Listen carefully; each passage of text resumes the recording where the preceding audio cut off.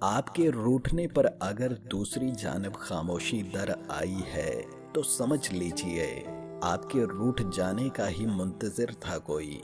اب سامان سفر باندھیے اور چلتے بنیے۔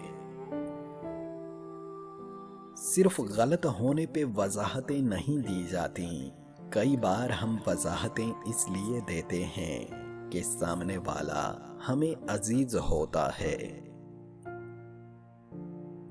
بوجھ صرف غلطیوں کا نہیں ہوتا، چاہتوں کا بھی ہوتا ہے۔ مانگتے وقت الفاظ سے زیادہ کیفیت پر توجہ دو، کیونکہ تم جس رب کو پکار رہے ہو وہ تو بے زبانوں کی بھی سنتا ہے۔ زندگی میں سکون چاہتے ہو تو کبھی کسی سے امیدیں مت رکھو، صرف اللہ پر بھروسہ رکھو۔ وہ اللہ ہی تو ہے جو دل کی خاموشی بھی سمجھ لیتا ہے۔ تم وہ بات کیوں کہتے ہو جو تم کرتے نہیں؟ جانتے ہو اللہ کے نزدیک یہ سخت ناپسندیدہ بات ہے۔ توبہ کا خیال خوش بختی کی علامت ہے، کیونکہ جو اپنے گناہ کو گناہ نہ سمجھے وہ بدقسمت ہے۔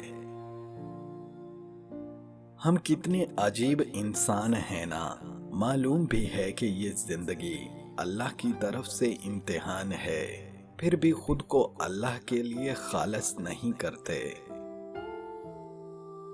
خدا پر یقین رکھو، کبھی کبھی وہ بھی مل جاتا ہے جس کی آس نہیں ہوتی۔ آزمائش میں اللہ اذیت دینے کے لیے نہیں بلکہ کچھ سکھانے کے لیے ڈالتا ہے۔ جتنی جلدی سیکھ جاؤ گے اتنی جلدی وہ دور ہو جائے گی۔ پاک ہے میرا رب جو دلوں کا حال جانتا ہے، مگر پھر بھی دنیا کے سامنے تمہیں رسوا نہیں کرتا۔ کریم اتنا ہے کہ نیکی کے ارادے پر ثواب دیتا ہے، مگر گناہ کرنے کے بعد توبہ کی توفیق دے کر پھر اسے ثواب میں بدل دیتا ہے۔